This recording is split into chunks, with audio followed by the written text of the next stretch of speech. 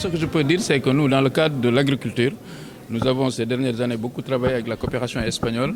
Nous avons fait beaucoup de progrès dans le domaine de la maîtrise de l'eau. C'est ce qu'on a retrouvé à travers l'ANIDA, les fermes Natangué, maîtrise de l'eau et emploi des jeunes. Donc c'est une coopération très dynamique et nous pensons que les prochaines années, c'est-à-dire 2019-2023, nous allons consolider et bien sûr diversifier notre coopération avec l'Espagne. Quelles sont vos priorités pour 2019? L'entrepreneuriat agricole, comme vous savez, tout le monde voit que le profil de l'hivernage montre que tous les pays doivent s'attacher d'avoir une politique stratégique dans le cadre de la maîtrise de l'eau.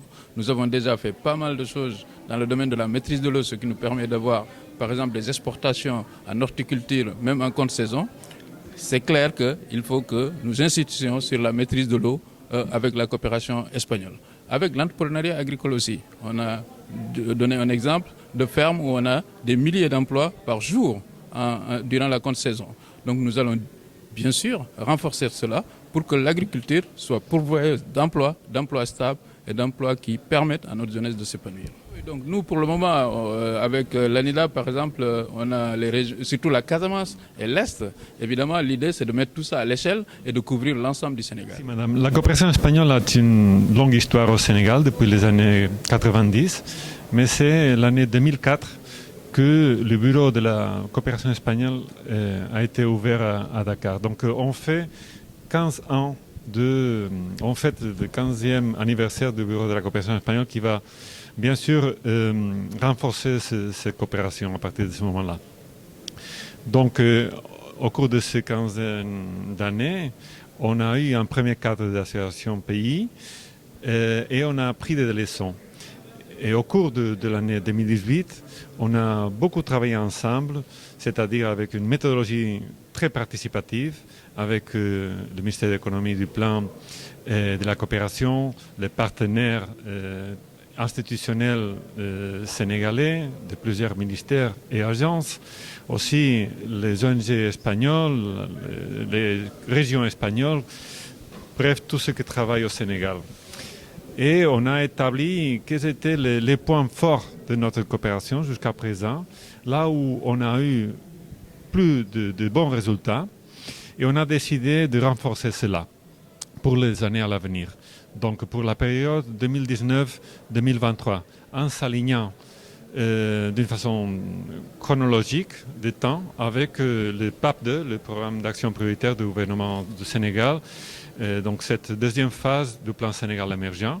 On s'aligne aussi avec les objectifs de développement durable pour bien contribuer à les atteindre ici au Sénégal. Ces objectifs et donc les lignes de travail de la coopération espagnole sont la sécurité alimentaire, le développement agricole, aussi le renforcement des capacités institutionnelles au niveau local et la bonne gouvernance.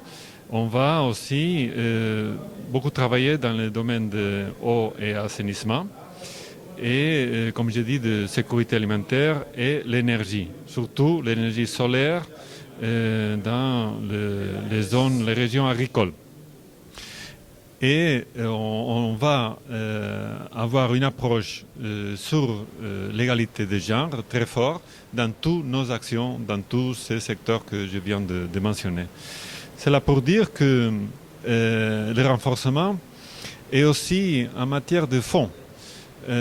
Il y aura pour cette nouvelle période une augmentation de 125% par rapport à l'enveloppe financière de la période précédente. La période précédente, c'était environ 50 millions d'euros et pour cette prochaine période, l'enveloppe sera de 84 milliards de francs CFA. Donc 125% d'augmentation. Il y aura à peu près la même enveloppe de dons, mais on va ajouter des prêts concessionnels, donc des prêts à l'État sénégalais dans des conditions très favorables. On va sans doute travailler comme on l'a fait jusqu'à présent, mais on aura aussi des instruments pour bien mesurer l'impact et comment on a achevé ces objectifs que nous avons accordés au début de cette période comment on les a satisfaits à la fin de l'année 2023. Nos équipes ont fait un travail remarquable sur les 10 derniers mois, en passant en revue l'état de la coopération, qui était caractérisé surtout durant la première phase du PSE par une enveloppe autour de 50 millions d'euros, soit près de 33 milliards de francs CFA, mais surtout sous forme de dons. Et ça, c'est très important. Et là, nous sommes réunis autour du cadre pour la période 2019-2023, qui, comme l'ambassadeur l'a dit, assure parfaitement l'alignement temporel avec la deuxième phase du plan Sénégal émergent 2019-2023, mais également assure un alignement en termes de priorités. Les priorités, effectivement, de la coopération sont les priorités du plan Sénégal émergent.